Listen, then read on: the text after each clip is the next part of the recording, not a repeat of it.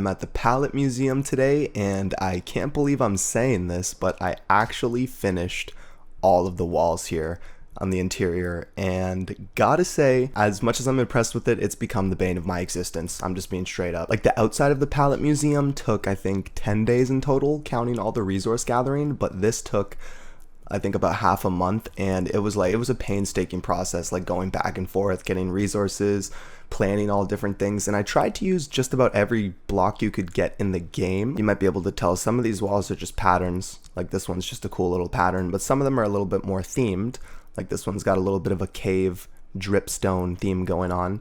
This one I think is actually my favorite. It's like an end city. Something about it, man, I don't know, it's like the depth and the texture, different colors, all the elements, all the principles of design are being utilized here. Really like this one too. You know, it's just a simple, like, a day in Minecraft sort of thing. This one's simple, but it's like a spruce biome at night, and it's kind of like the little details, you know, like instead of using just yellow blocks, I used a flag and a banner, and as you can tell, the banner moves back and forth a little bit. And I said this the other episode I was doing the interior, but I think this wall here is still my least favorite. But I'm at the point where I'm not changing anything. This one I really like too. We got like a whole tree sort of situation going on. Yeah, so for the mangrove tree, I used natural sort of blocks, as you can see. But then for this cherry tree, I went with more of like I used natural wood, but I used more of like a colored blocks palette. And I don't know, I think I like the natural one more, but just messing around. I think it was Jonas who said this is like, there's some sort of Halo map that's kind of structured like this with the multiple levels, 3 floors, and you'd shoot at each other. So maybe that we should do some sort of like bow combat thing here. But one thing I wanted to say, as you can tell, is a couple of these walls have a lot of detail, but some of them I definitely cut corners near the end. Like this one has 0 detail. These two here are literally just paintings.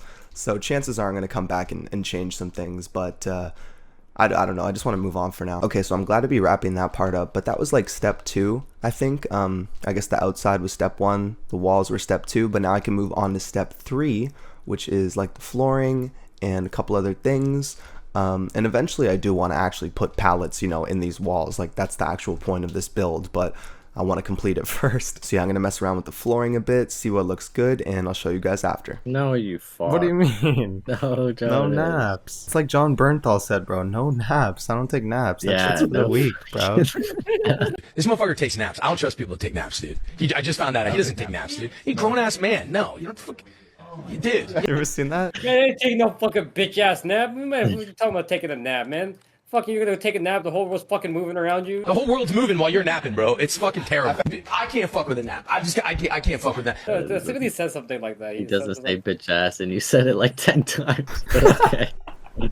Dude, I'm gonna pull up the clip. This where he does say bitch ass. I know he says that shit's for the birds. Yeah, that shit's for the birds, yeah. I don't take naps, man. I don't take naps. Fuck, that's for the fucking birds, man. I ain't doing that shit. I'm not taking a nap. So when we see in Minecraft? Are we gonna see it in the theater, or do we gotta wait? Well, Jonas says he has a high def version. Fucking cracked. Are you sure it's not the version where the villagers don't have heads? Yeah, there's like a non-CGI or something, isn't that it? Yeah, like there's an unfinished version online. It's so HD, the CGI isn't even in it yet. Bro, that's the type of shit you be seeing in the burned DVDs at the fucking convenience stores. Perfect copy, high def. Non, rien de rien. Non, je ne regrette rien. Ni le bien.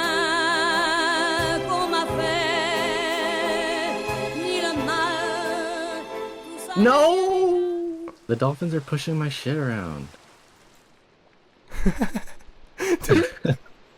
Keep pushing your bundle. Dude, the method has been patched. The McDonald's Nether Flame Sauce, they changed the price from $0 to 30 cents. Yeah, how things work in this world? You should have just took that one opportunity for yourself, got as many as you could, because that's the way the world worked. There was a threshold, because if I ordered 50, they would have definitely said... If it's just a regular employee putting them in the bag, that's fine, but would a regular employee just put 12 without thinking about it, or are they gonna ask their manager? Well, look how much ink sacks there are down here.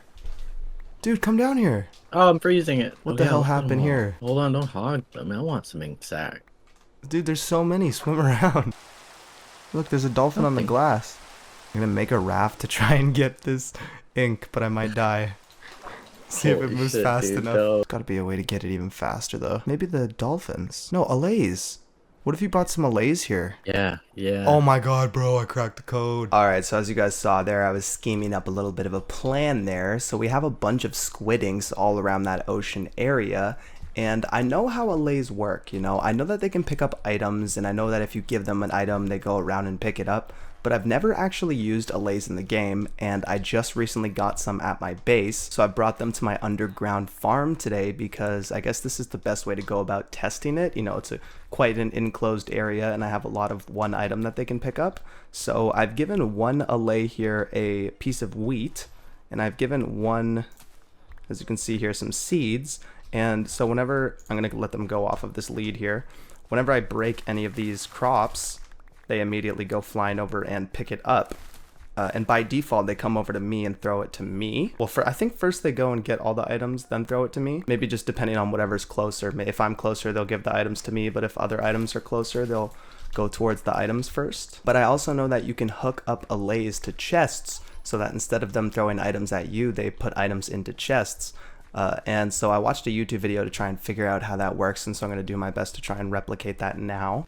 Where'd they go, man? Oh, they did go through here. Watch if I throw some seeds. Yo, this is 10,000 IQ. Oh, but I still can't get myself through it, bruh. But yeah, there's note blocks in the game, and if you place a note block, and then you hit the note block, it makes a sound.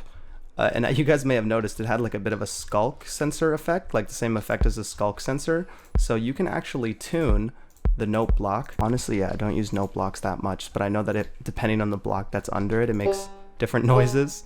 Like this one's a bit of a banjo country one because of the hay bale. So they're tuned up to this sound now, as you can see, and they will go towards it whenever they get new items. So check it out. I break some of these. Right, they pick up the items. Then once they're all picked up, they're gonna try and, at least they're gonna try, but they're stuck to the lead. So you can see there, they're throwing it on the note block. Oh yeah, because I forgot there's like a 30-second timer. Okay, so once this note block gets hit, for the next 30 seconds, they're like, okay, put it in this area. And then it resets, so they start going back to me and giving items to me. So I have to have some way, some like timer system or some observer system, so that this note block is, you know, getting hit over and over again. I also have to find some way so that the Allays aren't throwing the items, like that one they threw on top, so I have to try and block that. But if I block it with trapdoor, for example, the note block doesn't work anymore, and so they'll start just bringing the items towards me, I believe. So I have to find some way to cover that up. Okay, so since it's a note block, when you hit it once it gets updated, right, and so an observer will observe that, then you have an observer observing the observer, so there's some observerception going on, but it should theoretically keep this note block in a loop. Nope. Did I put the observer the wrong way? There we go. So hold on.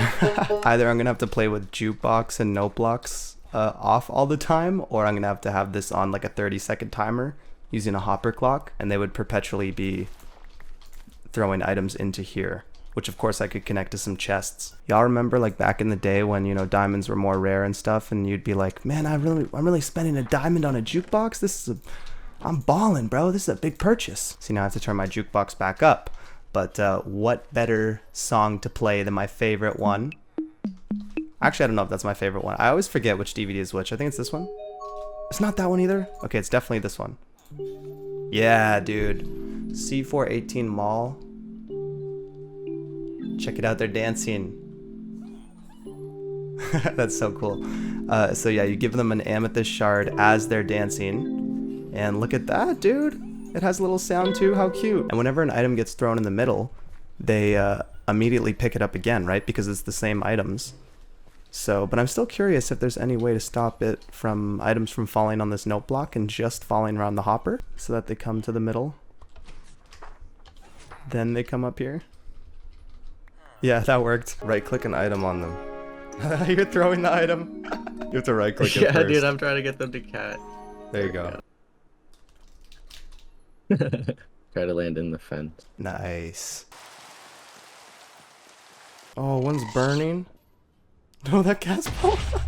There we go. We got some allays on the last fucking video. You know how one of the pandas died? Yep. I read a comment and someone said that the panda had like brown sort of fur, and it was a super rare panda. Oh no. It wasn't the It was regular a bigger black loss panda. than we thought. Looking back at the clip, I was like, fuck, it did actually have brown kind of fur. I didn't even notice. All right, guys, so I have duplicated the realm world and made it creative, and I'm over at the palette. Oh my gosh, I've been talking about palette museum so much, my brain just automatically says palette museum. No, I'm at the guardian farm. As you can see, there's a ton of guardians being farmed here, hence the name Guardian Farm.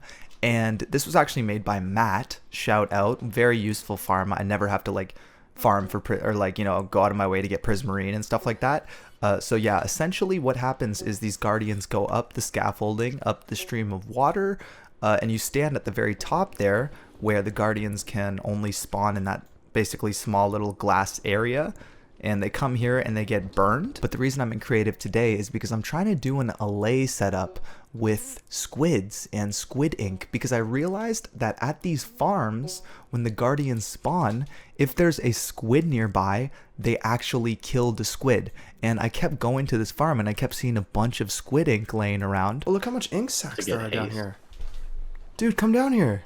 You know, there's none right now because I've actually already set up this farm, but I was like, wait, hold on a second. If there's squid ink just laying around everywhere, if I have allays that can pick up items, I could potentially create an ink sac farm automatically. And so that's what I'm doing today. So if you want to do this in your world, the first step would be watching some sort of like YouTube tutorial on how to do like a guardian farm. So I'm assuming that you already have that part done. But then from there, what you'll need to do is create a surface like this with the note blocks, just like I had at my farm, right? And the note block is on a hopper, connected to a hopper timer here, which is going off every now and again. It's playing the sound, right? But all of these wild allays are getting tuned to this frequency. And so whenever there's squid ink, I'm going to throw some. They're just wait until it floats to the top. But once they grab it, look, they're going to start grabbing it. And once they grab all of them, they're going to take it over this way. See, and drop it off here. The allays pick up the ink sacs. They throw it into the hoppers, which is going into this chest here. Then that chest has hoppers connected to a dropper, which every time an item goes into that dropper, the observer is updating that. This is updating the observer as well, so it's another observer loop. And since the observer is on a loop here, the dropper is always shooting items whenever there's items in there, which is going up this water stream. Thanks to a soul sand block, it's a upwards momentum water stream, which is... Why is it getting stuck there? I have to turn this into ice blocks, just realizing that. But it goes into this hopper, which goes into this chest, and then there you go, you got a ton. But I'm realizing an issue right now is the allays actually follow me up here. I was going up this way slowly, so the allays were following me, but if I fly up or use a firework at a fast speed, they stay down there. But just in case, in the event that they follow you up here, just like they followed me, you just have to go back down here and then they'd be tuned back to this note block. So it's all good. One issue that I'm running into that you may have noticed is this water stream with the scaffolding here is actually, you know, completely out in the open. So some allays, sadly, are getting stuck in this kill chamber. And I could have like a trapdoor situation to free them. Just real quick. I need to free these fools. Be free. See, like if I just put a trapdoor there, it'd be fine because they're only 1 block tall, unlike the guardians. Oh no, the guardians can get out of there as well. Okay, so I'd have to be careful with that setup. Yeah, either way, I have to have some sort of thing to stop allays from going up that water stream as well. Like sometimes they fly through here as they're going to go and get an ink sac. I'm thinking if I do glass panes just around the whole thing, I don't think it will mess with like any spawn rates. I didn't even realize this is how the farm was working, but they spawn in this area as well, and the soul sand pushes all the guardians up to here. Pretty cool, but as you can see, I put a little bit of a glass barrier here, and that should most definitely block off most allays from ever getting in here. I'm always going to have a few allays leaded up though in the event that I have to breed them. So these ones here leaded up aren't like actively picking squid ink up, but that's okay. I wanted to go up to the spawn area, like up at the very top here is where you're supposed to AFK to get prismarines. So I'm just going to stand up here for a bit and see if the spawns are still working with this glass barrier, and also see if the allays are doing what they're supposed to be doing. Definitely going to be laggy here because my entity distance and view distance is all the way up. But definitely some guardians here. And you can actually see the guardians are shooting the squid if you look closely. There's a bunch of squid here. Yeah, they're getting aimed at. And the Allays seem to be pretty busy picking stuff up. I'm guessing that one Allay was, yeah, I remember there was one Allay stuck from before. So no new Allays have gotten stuck. I'm waiting to see if I can catch them dropping stuff off. Because I figured out Allays can hold up to a stack of whatever item it is. In this case, you know, ink sacks are 64, so they should be able to hold quite a bit before they actually have to go and drop them off. There they go, they're dropping the items off. You can't tell because item distance, you can't see that far, but they're most certainly dropping it off. Oh my gosh, man, I really do wish I could play with view distance like this all the time, but my computer just can't handle it, man. Subscribe, maybe I can buy a new PC setup. Look at this, look at the lag. Look, we got ink sinks, what the fuck? Ink sacks flowing through. I was like, why is there no items going here? And I forgot, I never replaced it with ice. It should be working though, guys. You guys see the items falling through. And it's not crazy. It's not like you're gonna be getting 64 squid ink every minute, but if you're AFKing at a farm, you're gonna be getting squid ink. And that's what's important because I'm sick of farming for squids, dude. The only other way to get like the dyes, the black dyes in the game is through like wither flowers. I might be wrong. I might have to correct this through edits. Yeah, I don't know why, but every farm when it comes to getting black dye is kind of annoying. And for me, this is the least annoying. And I also wanted to mess around with the mechanics of Allays. So really that's it. All I have to do is put this into the survival world and then I'm good to go. Whoa, what the fuck? I got letters, dude. Damn. Now I can name things. Dude, sweet. You can write whole messages and shit. Yeah, and if you check this chest, I did a few other... This is why it took so long, because I did 2 other variants. Oh, these are so cool. The J is really fat at the bottom too. That's a fat J. Yeah, that's a fat J. Yeah, that's a fat J. Get it? Fat J. Q might be the worst because it looks a lot like O. No, I wouldn't say so because they're different shapes, the Q and the O. So yeah, as you guys saw, I got some alphabet banners. I've been messing around a lot with banners lately, and I don't know, it adds a lot to a build, man. Like, I'm definitely keeping these flags here. My nationalities, by the way, in case you didn't know.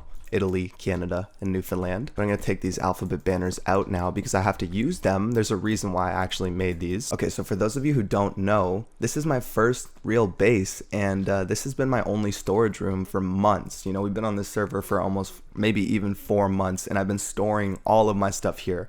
And for a long time, it was good enough. There was actually some extra space, but it's gotten to the point where it's completely overfilled, all the barrels and everything. So I finally decided to make a separate, like, huge chest room. And what I've done in the past whenever it comes to making a chest room is I'll always like go right below or go right beside it, you know, nearby. But I want to try a little bit something different this episode. I'm gonna do like a shipping container sort of thing where in a far off distance I have a bunch of shipping containers where I just put extra items. And the thing is, I'm completely running out of space at this base anyways. Like right below here is, you know, all of the storage for when I smelt stuff, and right below that, this is my wheat farm. So I can't build it under, and I got way too much going on at this base anyway, so I really can't build it around. So I've decided that I am going to build it elsewhere. That chest room, that whole part of my base is actually inside a cave. But where the storage room is going to be is above and to the right. So I actually showed this last episode, but I've been building some shipping containers, but I've added a lot to it, so I'm going to show that today. It's cool too because from these shipping containers you can actually still see my Cherry Grove sort of village. Ben mentioned this in the other episode, but he said it's a good idea to build new things kind of nearby where you've built old things so that you're seeing it as you're flying by or, you know, just walking around and stuff. And I totally agree. So I think it's cool to try and stay in this area. That's what we've been trying to do lately. But these are the storage containers. I haven't put the names on it yet. That's why I came with the alphabet. Like, I want to label this one stone, and then if I have these levers down here, which is supposed to be part of the shipping container, but if you flick it, it actually uses a piston to lower the block, and then you can fly in with your little elytra. And I've been putting chests in here. I ran out of wood, but I've slowly just been filling it up with different stones and whatnot. And then when you're done, you can fly out of there, close it up. I think from close up they start to look a little I don't know, one note, but I think from far away they really shine in terms of looking like little storage containers. It's cool too because this is a meadow and donkeys naturally spawn at meadows. So whenever I see a donkey, I just like lead it up by the fence, and I want to have this whole place surrounded by donkeys because you can actually like saddle them up and put a chest on it. So I think it's fitting with the whole storage theme here. Water bucket, release. Really? Oh my gosh, wait, no, I did it wrong. Fuck, I need another lava bucket. I think I have to put it like here. Fuck. I've never even played like the sky block before, so I don't know how to make these cobblestone with lava things. Yeah.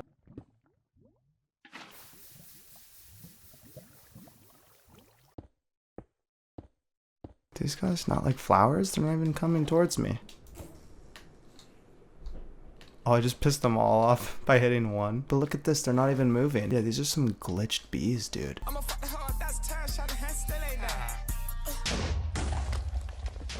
Oh shit, I'm staying right here. Oh shit, dude. I flew away with half a heart.